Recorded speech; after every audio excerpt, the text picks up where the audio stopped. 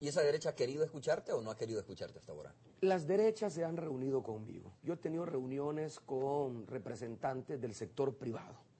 No hablemos de derechas o de izquierdas, hablemos de representantes del sector privado. He tenido reuniones con la Cámara Americana de Comercio, AmCham, donde hice un planteamiento programático, donde escuché sus interrogantes y luego de formular mi visión de país, ellos con toda libertad plantearon sus dudas. Lo he hecho también con empresarios a título personal.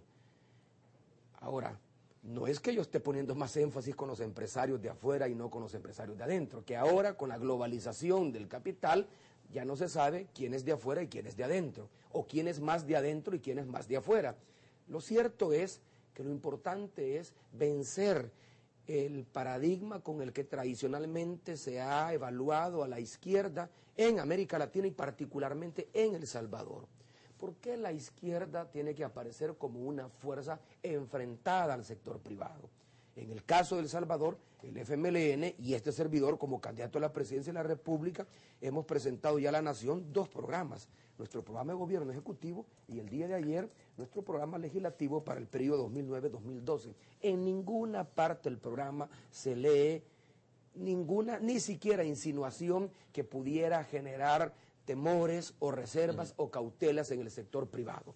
Ahora, hay que decirlo también, la derecha en el poder, que controla el partido Arena, ha articulado una campaña de desinformación donde nos quiere presentar tanto a Salvador y a mí, a los integrantes de la fórmula, como al FMLN, como una fuerza política que va, al ganar las elecciones, a acabar con la empresa privada.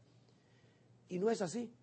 El planteamiento que nosotros estamos enviando, y yo particularmente, que fue el que suscribí con ambos empresarios y que lo he hecho también con otros empresarios con los que me he reunido, es que de lo que se trata es de construir institucionalidad. De lo que se trata es de respetar las diferentes formas de propiedad, particularmente la propiedad privada, que está consignada en nuestra Constitución, que es la que plantea nuestro ordenamiento jurídico, económico, político y social. Y eso es lo que le estamos diciendo a los empresarios. Vamos a respetar sus inversiones. ¿Por qué razón?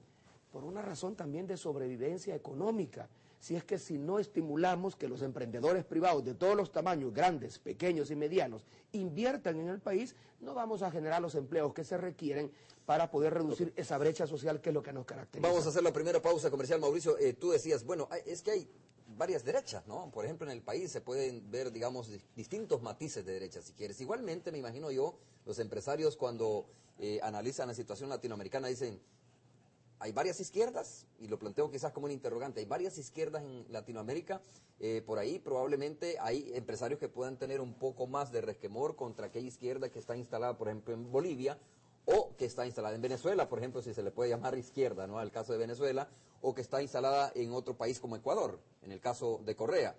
Hay otras izquierdas, por ejemplo, o consideradas izquierdas como Brasil, tú lo has mencionado, el mismo Argentina, que son otros ejemplos. Entonces, ¿de qué tipo de izquierda estamos hablando aquí en el país? Vamos a hacer la pausa, si te parece, y regresamos para hablar sobre eso también. Volvemos. Bueno, estamos de regreso, estamos conversando esta mañana con el candidato presidencial del FMLN, Mauricio Funes. Hay una guerra, Mauricio, también a nivel de spot publicitario sobre el tema del empleo, ¿no? Y yo creo que es importante hablar sobre eso también, digo, porque en este momento donde se ha perdido una gran cantidad de empleos, más o menos unos 20.000 empleos, siendo bastante conservadores con la cifra, según datos de Casalco, según datos de la industria de nuestro país, pues obviamente los candidatos presidenciales están fijando sus baterías también en ese tema, en el tema de la generación de empleo. Pero antes de eso, te decía, bueno, de igual manera, así como hay diferentes matices de la derecha, también hay diferentes matices de la izquierda. Y el empresario dice, ante un eventual gobierno del partido FMLN, ¿de qué tipo de izquierda estamos hablando que se podría instalar en el país? ¿Qué tipo de gobierno sería el que se va a instalar en el país, Mauricio? Estamos hablando de una izquierda salvadoreña que responde a las circunstancias de nuestro país. No tenemos por qué ser juzgados a partir del rasero de lo que han hecho o dejado de hacer otras izquierdas y otros gobiernos de izquierda de América Latina. Con frecuencia a nosotros, particularmente al liderazgo del FMLN, se le juzga a partir de lo que hace o deja de hacer el presidente Chávez en Venezuela, cuando se trata de circunstancias muy diferentes.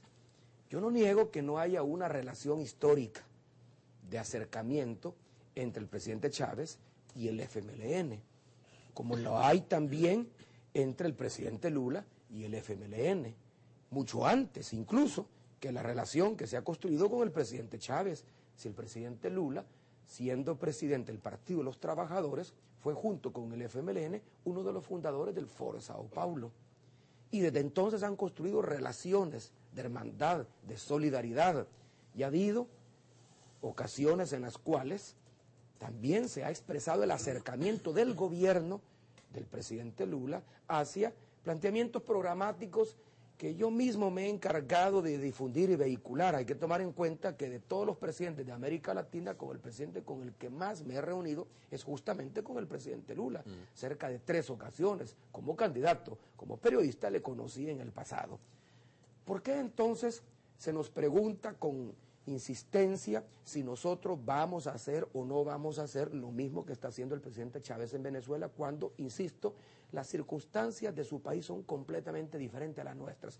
No tenemos el recurso del petróleo, no tenemos ni siquiera moneda propia, tampoco llegaríamos al poder a través de un rompimiento institucional, de una fragmentación de partidos políticos, como ocurrió en el caso del presidente Chávez. El presidente Chávez, ya como presidente, tuvo que construir una fuerza política partidaria que no la tenía en el momento que llega al poder. El presidente Chávez lleva al poder en un momento en el cual los partidos políticos están desacreditados y están fragmentados. No es el caso de El Salvador. Aquí tenemos instituciones partidarias sólidas, tanto Arena como el FMLN y los demás partidos políticos, pero particularmente Arena y el FMLN, son 2 instituciones partidarias sólidas, con una clara representación tanto a nivel de gobierno municipal como a nivel de gobierno legislativo. No es esa la realidad. Estamos hablando, por lo tanto, de una izquierda que en El Salvador tiene que ser juzgado a partir de sus propios planteamientos programáticos. Nosotros no estamos planteando la reforma de la Constitución para garantizar la reelección, mucho menos la reelección indefinida. Nosotros somos respetuosos del marco constitucional. Claro, fíjate que eso lo dijo incluso don Hugo Barrera, ¿no? Ex miembro del COENA, lo dijo aquí en el programa recientemente, dijo que la Constitución de la República tiene los candados necesarios como para que no se pueda hacer este tipo de acciones como las que tú estás mencionando. En el fondo es una subestimación de parte de la derecha cuando nos acusa o cuando insiste en que una cosa es lo que estoy diciendo ahora y otra cosa es lo que voy a hacer en el ejercicio del poder. Si es que justamente los legisladores, los constitucionalistas, fueron sabios y también tenían una visión de largo plazo cuando dejaron establecidos, como lo señala muy bien don Hugo Barrera, quien a propósito no es de la misma derecha, de la derecha que controla el partido de gobierno, a juzgar por sus declaraciones y el juicio crítico que está haciendo del mismo desempeño de su partido. Los legisladores dejaron los candados suficientes como para garantizar el respeto al ordenamiento jurídico constitucional. No se puede reformar la Constitución para permitir otro periodo más.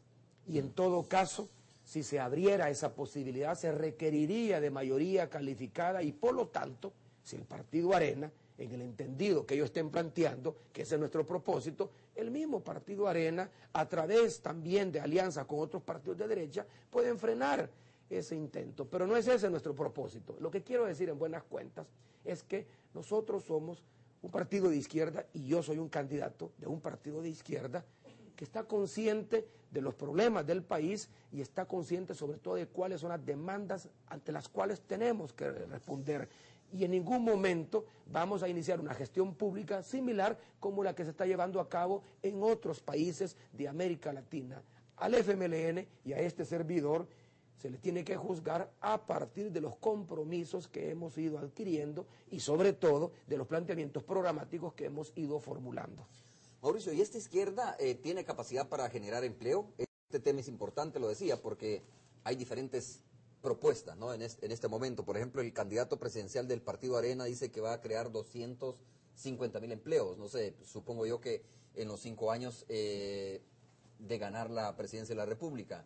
Y también se ha estigmatizado a la izquierda en ese sentido, es decir, que la izquierda no tiene capacidad para generar empleo, que la izquierda no tiene capacidad para Obviamente no es el gobierno el que crea empleo, pero crear las condiciones para que se puedan instalar empresas en el país para generar la dinámica económica que pueda terminar generando empleo en el país. Bueno, y no están ahí los gobiernos municipales.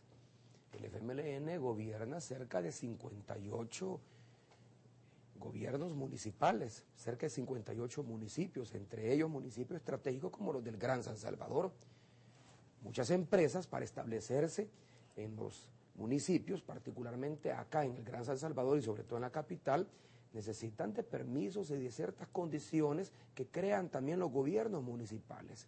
Yo no he escuchado hasta ahora a ningún empresario señalar de que es un estorbo para su empresa el que el FMLN esté gobernando la ciudad capital, o que es un estorbo para su empresa el que Óscar Ortiz esté gobernando Santa Tecla, o que Carlito Ruiz esté gobernando Soyapango. Nadie ha planteado eso. Primera cosa.